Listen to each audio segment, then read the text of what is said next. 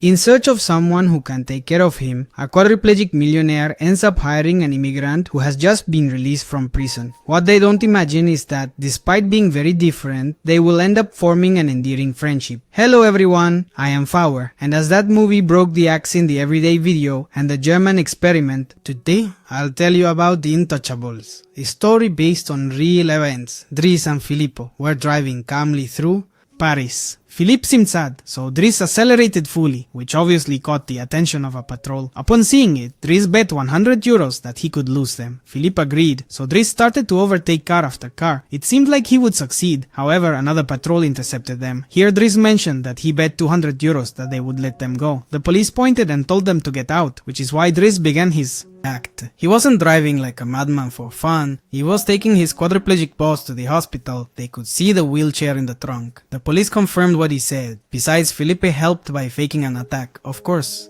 The officers ended up escorting them to the hospital, and as soon as they left, Dries gave his friend a cigarette. Now he had to leave everything in his hands. But how did we get here? Alright, let's go back a bit. Months ago, Dries was waiting for a job interview along with other people. Here, he noticed some expensive eggs, but anyway, the job was to take care of Felipe. Most of the applicants were qualified people, something contrary to our friend, however, tired of waiting. As soon as he could, he forced his way in. He wasn't there for the job, he just wanted a signature confirming he was rejected so he could claim unemployment benefits. During the conversation among the guys, they briefly talked about music and clearly had opposing tastes. Besides, Dries liked Magali, the assistant of Flip. Anyway, the millionaire ended up accepting, although right now he couldn't sign. Why? Asked Dries, and that's how he found out that the man couldn't move any of his limbs. If he wanted, he could come back the day next. After this, Dries returned to his neighborhood, greeted a couple of guys, and then entered his house where he had many siblings. From there, he noticed that one of them got out of an elegant vehicle, undoubtedly involved in shady activities. At nightfall, his mother arrived, so he gave her an egg. Yes, he had stolen it. The woman, upset, said she hadn't seen him in 6 months. All that time he hadn't helped her, and now he showed up as if he were going to hotel. She was sorry, but wanted him out of there. Dries ended up spending every night with the neighborhood kids. As soon as dawn broke, went to Philippe's house. The housekeeper, upon seeing him, showed him the whole house. Dries didn't understand why, but the woman kept with her. His own. If he accepted, they would give him his own room with a bathroom, quite a luxurious one. After a while, they finally met with Felipe. The man mentioned that his document was signed. Now he could live off others, though he challenged him to work for real. That is, he offered him the job. He would give him a 1-month trial, although he was sure it wouldn't last even 2 weeks. Dries took the challenge personally. That's why later he learned how to give therapy to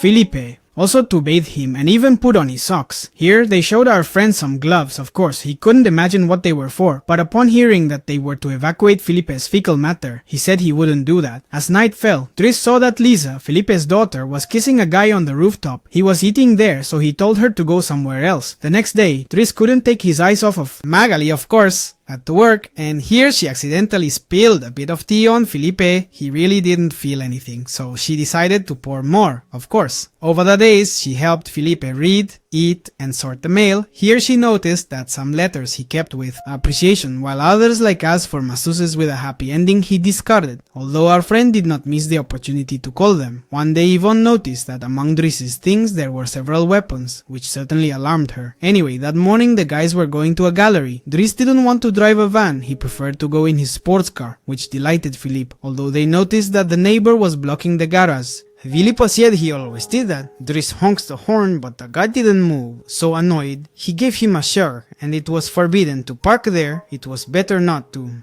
Repeat. Yvonne also noticed this, which is why she made a call. After this, the guys went to the gallery. Here, Felipe looked at a painting and wanted to buy it. Dries commented that it was just spots and must be cheap. However, upon hearing that it cost more than 40,000 euros, he realized he had chosen the wrong profession. Days later, Felipe's brother requested to talk to him about Dries, Yvonne, and many others were worried. He had violent behavior. Moreover, they had found out that he had a criminal record. He had just been released from prison for robbing a jewelry store. They had to be careful. Those people didn't have mercy. Felipe interrupted, saying that's exactly why he wanted him, because he didn't pity him. He didn't treat him like a disabled person, but like a normal person. Plus, he had strong arms and legs to help him. Where he came from or what he had done before didn't matter to him in... Absolutely. Days later, Dries invited Magali to see his bathroom. Maybe they could shower together. The girl said it was fine. So excited, Dries began to take off his clothes. However, when he turned around, the girl had left. Dries always carried a communicator with him in case Philippe needed something. So he heard that Magali was helping him to write letters for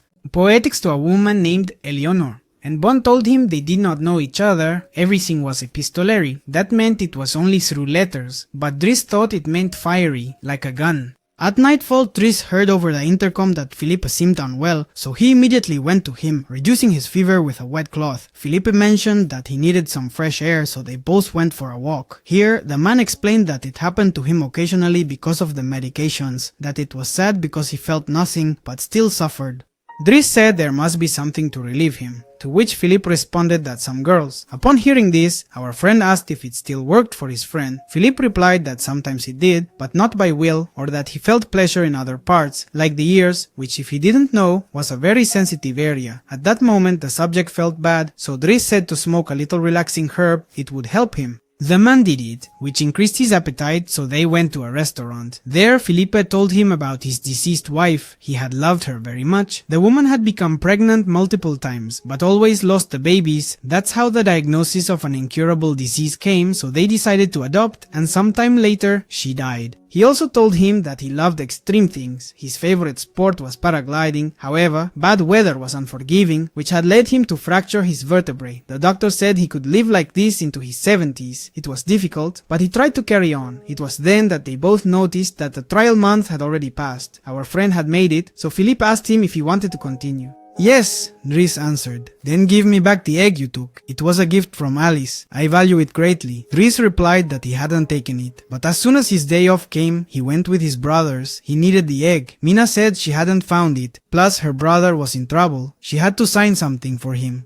Dries did it, and after that, he asked him who the heck he was hanging out with. The guy didn't answer and left. Days later, Dries witnessed Philippe dictating a letter to Eleonore. What he was writing was too poetic, perhaps even confusing. It was best to call her. Philippe didn't want to, but Dries mentioned that he had written her phone number in the letter. If he didn't want her to be called, he wouldn't have done so. Philippe said no, but Dries, determined, called her. With no other option, Philippe had to improvise, which went quite well. In fact, they talked for hours and hours. As night fell, the guys went to the opera, where Philippe said there was bad news. He wanted a photo of him. Dries commented that he was a millionaire. She would surely love him. She just had to see the guy right away. Philippe wasn't sure about the situation, but Dries added that if she liked his boring poems, she would surely like him as he was. He just needed to send a good photo. As the opera began, Dries mocked seeing a tree singing, saying it was ridiculous, which made Philippe laugh as well. The next day, the guys chose a photo to send. He looked good in his chair. However, that evening, Philippe asked Yvonne to send one from when he could walk, and the other should be thrown away. While this was happening, Elisa entered Dries' room, who was painting. She wanted a cigarette. Dries told her to leave, but the girl insulted him, so Dries told Philippe she was rude and needed correcting, and Bon agreed. She was rebellious, so Philippe scolded her. Here, Dries continued creating his great work, and over time, everything became a series of calm events.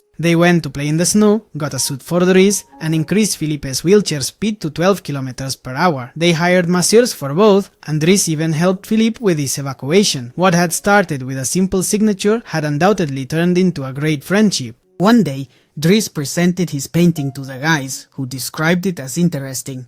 And shortly after, it was the millionaire's birthday, where everyone was listening to classical music. Dries didn't miss the opportunity to sit next to Magali, who said that wearing a suit he had style. He looked like Barack Obama. In the middle of the party, Lupi noticed that Elisa was crying. The girl told him that Bastien had broken up with her, and she asked him to talk to him. She would pay him. Dries said no, but upon hearing the amount, he agreed. While this was happening, Philippe showed Dries his painting to his brother. Of course, he didn't tell him it was his, but he sold it to him for 11,000 euros. According to the guy, it was a great painting. After this, Dries returned to the party, asking Yvonne if he had a chance with Magali. The woman said that Magali had a partner. Although lately they were breaking up and getting back together, it was probably because of him. Maybe he did have a chance. After this, our friend said that was enough boredom. Now the cumbias would start, and immediately he brought out the forbidden moves, which encouraged more people to dance, and just look at that. This made Philippe very happy. His parties were always boring. When going to bed, Dries read Eleonore's new letter to Philippe. The girl was very pretty. The best part was that she would be traveling to Paris from Dunkerque over the weekend. Maybe they could meet. When the weekend arrived, Philippe got ready. While Dries went with Bastien, he had to apologize to Elisa, adding that he would bring croissants every day, otherwise he would have to deal with him. Hours later, Felipe went to the restaurant where he would meet Eleonore. Due to nerves, he arrived 15 minutes early, while Dries waited for his mom outside her work. As the minutes passed, Felipe only thought about what Eleonore would say upon seeing him like this, which is why when the time came and he didn't see the woman, he preferred to call Dries and tell him to go look for her. I was going for him. The sad part is that, just as I was leaving, Eleonore arrived at the place. Felipe ended up renting a private jet, which our friend was fascinated by, although he was actually a little scared. Bad luck was chasing Felipe. Here, Felipe asked the flight attendant to give the package to Dries. Our friend, upon seeing the money, asked about, "What? For your painting, I managed to sell it." This made him smile. He knew he had talent. They both ended up visiting some mountains where they practiced paragliding. Felipe longed to feel that sensation again. Dries decided he wouldn't do it for anything in the world, but in the end he also took off into the air. And at first he was very scared, but after a few seconds he realized it was great. No wonder Felipe loved doing it. It was something amazing, huh?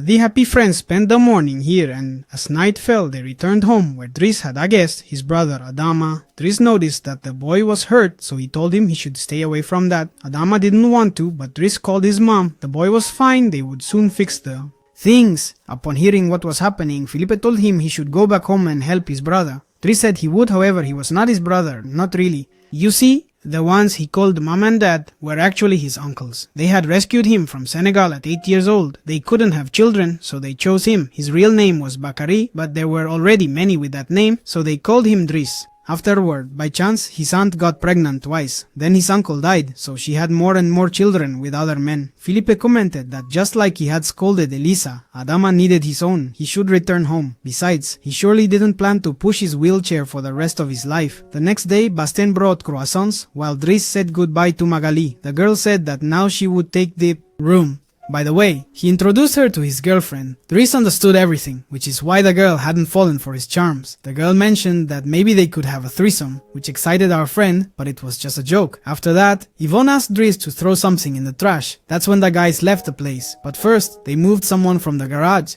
Adama said nobody would leave, but Dries responded that it wasn't because of that, but rather on principle. Here Dries saw that what they wanted him to throw away was the photo of Filippo on the chair. That's when he realized he had never told the truth to Eleonore. The guys ended up going home with their mother, and over the days Dries spoke with the guys his brother was hanging out with. They wouldn't bother again. It seemed everything was improving, although the same couldn't be said about Philip Sale, who had hired other caretakers. However, none gave him the happiness that Dries did. For example, Philip requested an ear massage and the caretaker arrived this subject which annoyed Philippe. Back with Dries, our friend applied for a job at a package delivery company. The girl, upon seeing that he had a record, was not convinced, but Dries, seeing the painting she had, began to talk to her about art in a manner flirt, which is why the girl hired him. One night, Felipe started to feel unwell. The assistant tried to help him, but the man dismissed him. That's why Yvonne called Dries, who told his friend they would go for a ride. Thus, we return to the beginning of the movie. After the police left, Dries drove for hours and hours, finally arriving at the beach. Here they stayed at a nice hotel with a sea view. That afternoon our friend trimmed Dries' beard, joking with each option he gave him, even the mustache. Forbidden. After this, they went to the restaurant where Dries said he would not stay for lunch. He had scheduled an appointment.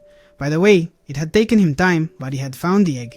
Dries ended up leaving. Felipe was nervous, but then he saw the charming Eleonore arrive. Felipe Osos nowadays lives in Morocco, remarried, and is the father of 2 daughters. Abdel Selau, the person who inspired Dries, became a businessman, got married, and is the father of 3 children. There we can see the real people, thus reaching the end.